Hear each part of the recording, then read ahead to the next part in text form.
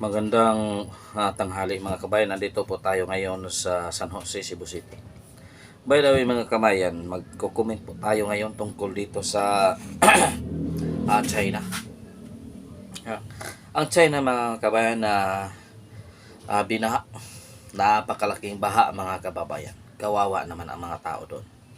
So by the way mga kababayan, bago ako magpatuloy, so kung hindi pa ka na-subscribe sa aking channel, pa-subscribe naman, pa-like and share ating video para madagdagan ating mga subscriber.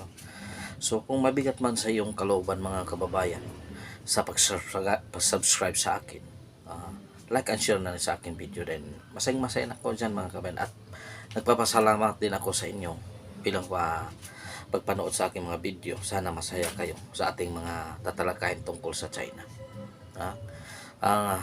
China mga kababayan, kahit binubuli tayo, pero hindi naman kasama doon ang mga tao.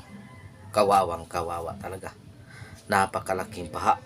Lahat ng sasakyan sa kalsada, yung mga tulay nila ay talagang yari talaga mga kababayan. Nakikita sa video yung pinakamalaking bundok na doon na malapit sa dam na ginagawa nila, ay lahat talaga parang lugaw lang mga kababayan. Dandahan bumaba.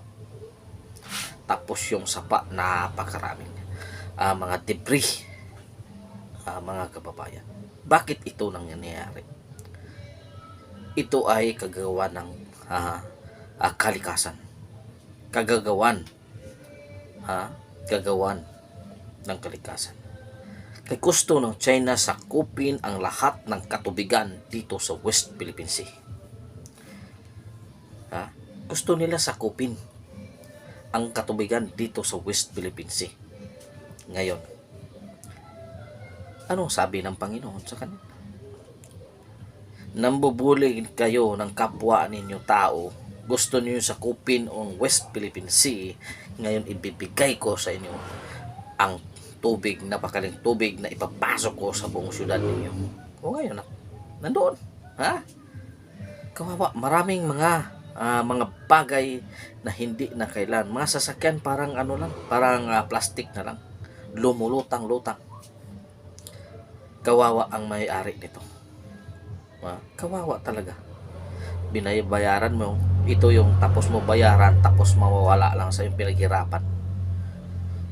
Tapos ang ba nandoon sa hotel, nandoon sa pinaka-story doon, pero hindi mo alam ang building stable ba, kasi may pinapasok ng tubig lahat yung parking area nila. Umabot na sa second floor ang tubig. Napakalaki talaga mga kabayan. Pinaparasahan sila ng Panginoon mga kababayan. Kawawa ang mga tao, dahil sila mapagmataas. Dahil sila mapagmataas sa kapwa nila. Especially yung leader nila doon. Lahat kakamkami nila doon. Kaya binigay sa kanila ang lahat tubig sa kanila. Mga kababayan, ito ang nangyari. Kapag palagi tayong nangbubuli sa kapwa natin, ito talaga ang mangyayari sa iyo. Ito talaga ang mangyayari sa iyo. Dahil bakit ka mambuli? Nandyan na, malaki na ang sinasakop mo sa inyong lupain. Bakit kukunin mo pa yung katubigan na hindi naman sa inyo? Ibigay na yan sa tao kung sino may-ari. Hindi sa iyo yan. Diba? Kawawa natin, mga kabataan, kawawa talaga. Kasi hindi basta-basta kapag ikaw ay tinamaan ng kalamidad. Hindi talaga basta-basta. Sa atin, bagyo lang. Yung bagyo last 2020. Ayun. Dito sa Cebu. Sus, napakahirap talaga. Walang tubig. Saan ka lang, walang kuryente. Isa mo doon. Kalsada.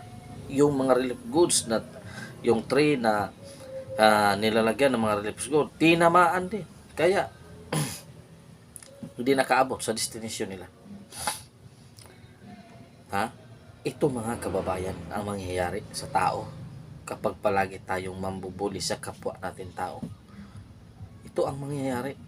Hindi mo lang namamalayan na ito pala ay isang karma na ibibigay sa iyo. Hindi mo lang namalayan. Kasi ang Panginoon, mga kabayan, hindi yan pag sinasabi mo sa Kanya, hindi yan agad nibibigay sa iyo. Na? Dahan-dahan, namalayan mo lamang na ito na pala ang nangyayari sa buhay. Kaya ganyan sila. Ginagamit nila ang kapangyarihan bilang China. Bilang makapangyarihan. Pero ngayon, tingnan mo. Ni tubig man lang, hindi sila nasaan yung mga warship nila? Bakit hindi hinarang yung baha? Nasaan yung mga dambuhalang Coast Guard nila? Bakit hindi nila hinarang ang baha? Ang tubig na pumasok sa siyudad. Bakit hindi nila hinarang yun? Diba? So by the way mga kababayan, nandito po tayo ngayon. So maraming salamat sa inyong suporta mga kababayan. Maraming salamat talaga sa inyong suporta. At masaya ako, sana masaya kayo sa papanood sa aking mga video. Kung ano man comment ninyo, comment lang kayo mga kababayan. Kung ano pang pwede natin adjust, pwede natin gawin yon. Kasi wala ako rito, wala ako rito ngayon kung wala kayo. Diba? Kahit ganito nga pala mga watch time ko, okay lang yun mga kababayan. Importante masaya kayo sa pagpanood sa aking video. Maraming salamat. God is good all the time. All the time. God is good. Pitching your kaninong tanan mga kababayan.